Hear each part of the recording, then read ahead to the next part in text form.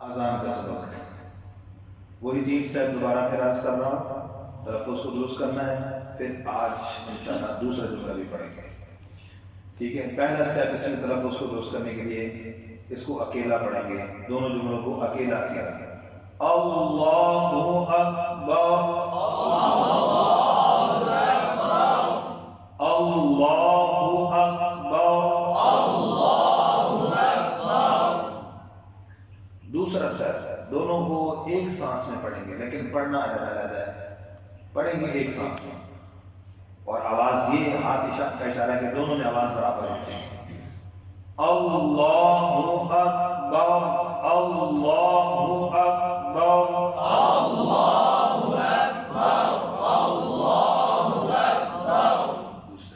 تیسرا سٹیپ. اب یہ جو تیسرا سٹیپ ہے یہی ہے اذان پڑھنے کا انداز ہے. اذان کو پڑھنے کا انداز ہے جی.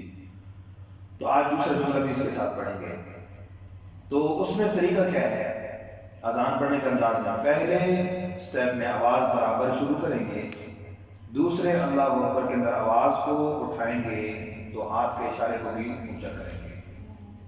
تو گویا کہ شروع کہاں سے ہوگی؟ آواز نیچے سے شروع ہوگی، ختم کہاں پہ ہوگی؟ اوپر ختم ہوگی پہلے جملے میں. دوسرا جملہ جب شروع کریں گے اوپر سے آواز شروع ہوگی اور نیچے کو ختم ہوگی. آپ نے ریکارڈنگ والی چیز کو دیکھا ہوگا موبائل پر بھی.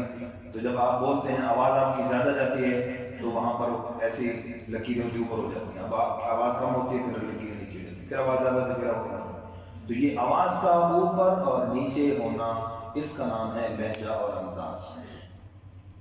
کوئی مشکل نہیں ہے، جس طریقے سے ہم سیکھنے لگے ہیں جو میں سکھا رہا ہوں. ٹھیک ہے. دوسرے جو لہجات ہیں وہ علیحدہ چیز ہے، غور کیجیے گا.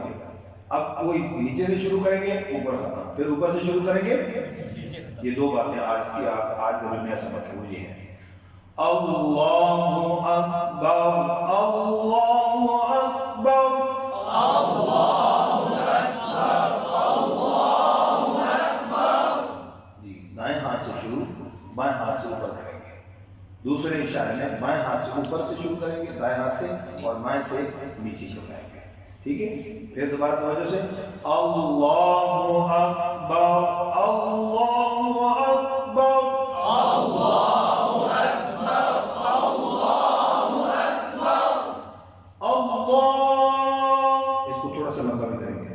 اللہ اکبر، اللہ اکبر،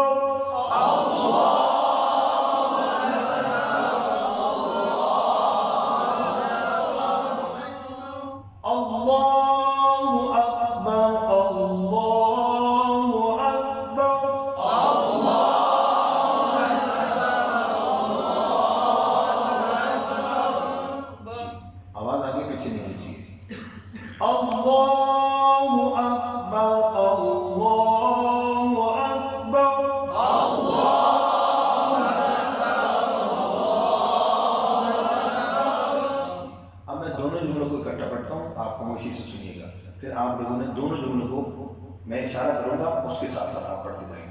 ابھی دونوں خاموشی سے دونوں پوری جملے سننے ہیں. اللہ اکبر، اللہ